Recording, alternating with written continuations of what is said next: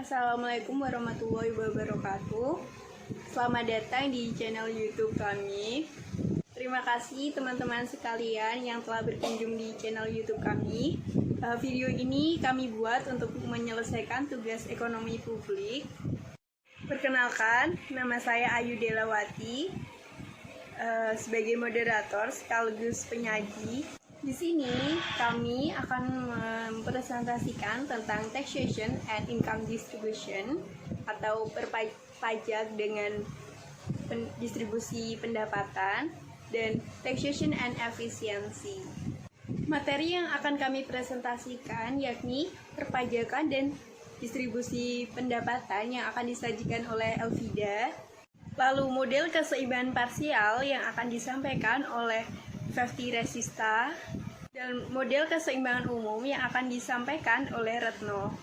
Selanjutnya pada bab taxation and efficiency akan disajikan oleh Dwiko Sinulingga.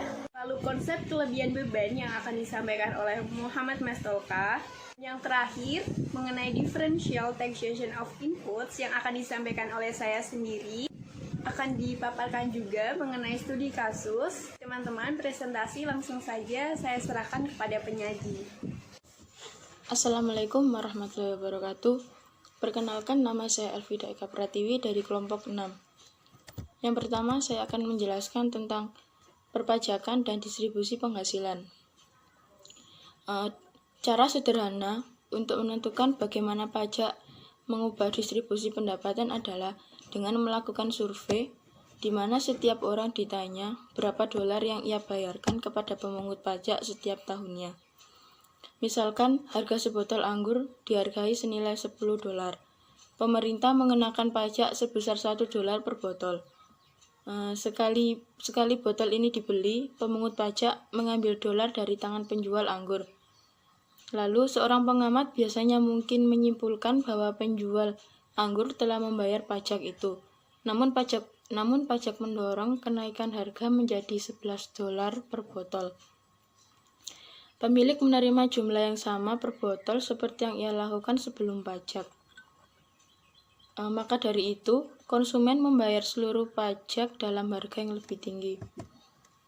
Selanjutnya ada siapa sih yang menanggung pajak? Saat ini yang menanggung pajak masih sangat diperdebatkan. Salah satunya yaitu korporasi dan sipil yang masih menjadi perdebatan saat ini tentang mengenai siapa yang menanggung pajak. Dalam sistem hukum bisnis di Amerika Serikat sendiri, mereka memperlakukan lembaga tertentu seperti korporasi itu seolah sipil. Lalu untuk analisis kejadian peran dalam produksi input atau untuk proses produksi sendiri sering digunakan. Maka dari itu siapa yang menanggung pajak masih diperdebatkan pada saat ini. Selanjutnya ada sumber dan penggunaan penghasilan harus sangat dipertimbangkan. Efek distribusi pajak sangat bergantung pada pengeluaran pemerintah.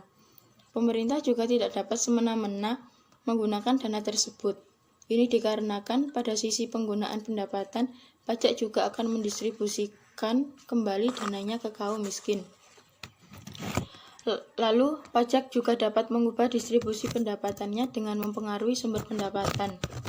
Kemudian, pada sisi penggunaan pendapatan, pajak mendistribusikan kembali pendapatannya ke kalangan kaum bawah. Lalu, selanjutnya ada insidensi tergantung pada bagaimana harga itu ditentukan. Saat ini, pajak sangat mempengaruhi harga. Kejadian pajak ini tergantung pada pajak yang ditetapkan dan berimbas pada perubahan harga. Tetapi perubahan itu sangat membutuhkan waktu dalam menentukan harga itu tadi. Masalah insiden secara fundamental sendiri merupakan salah satu penentu bagaimana pajak itu mengubah suatu harga. Masalah yang terkait erat adalah dimensi waktu analisis itu sendiri. Dalam kebanyakan kasus di sini, insidensi pajak pada jangka pendek dan jangka panjang mungkin berbeda dalam penentuan harga setelah terdapat pajak tersebut. Selanjutnya ada insidensi bergantung pada disposisi pendapatan pajak. Distribusi dari pajak ini bergantung pada cara pemerintah membelanjakan uang tersebut. Lalu pendistribusian pajak tersebut dapat didistribusikan kembali ke masyarakat kalangan bawah. Pendapatan pajak ini biasanya tidak dapat diperuntukkan untuk pengeluaran tertentu atau pengeluaran semena-mena. Ini karena diinginkan untuk mendapatkan sebuah antrian bagaimana pemerintah menggunakan uang tersebut. Akhirnya, insidensi pajak absolut memeriksa dampak pajak tersebut ketika tidak ada perubahan dalam pengeluaran pemerintah. Jadi, pajak absolut tersebut bisa juga memeriksa dampak pajak agar tidak dapat dipergunakan dengan semena-mena atau dipergunakan secara tidak baik. Ya. Lalu ini ada kemajuan pajak dapat diukur dengan beberapa cara. Di sini ada 2 cara untuk mengukur. Yang pertama yaitu tarif regresif dan yang kedua ada tarif progresif. Yang pertama ada tarif regresif. Tarif regresif sendiri itu definisinya adalah tarif pajak yang nominalnya tanpa memperhatikan jumlah yang dijadikan dasar penggunaan pajaknya.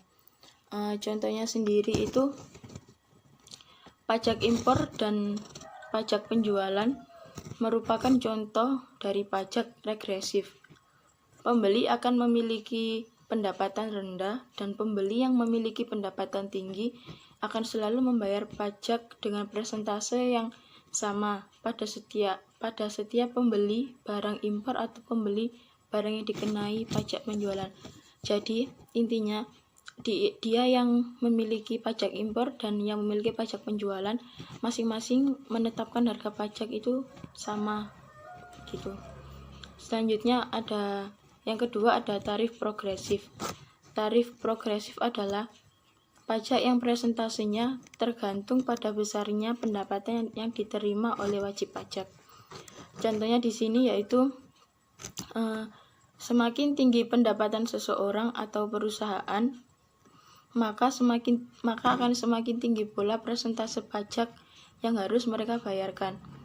Maka sistem ini menyebabkan nominal pajak yang dibayarkan akan semakin tinggi juga apabila pendapatan mereka semakin tinggi. Lalu ada beberapa cara untuk mengukur kemajuan pajak ini. Rumus dari tarif regresif sendiri V2 sama dengan T1 min T0 per T0 ditambah I1 dikurangi I0 per I0. Lalu yang tarif progresif sendiri T1 per I1 min T0 per I0 per I1 min I0, di mana T tersebut yaitu pajak, yang I yaitu pendapatan, yang I0 pendapatan sebelumnya, I1 pendapatan sesudahnya.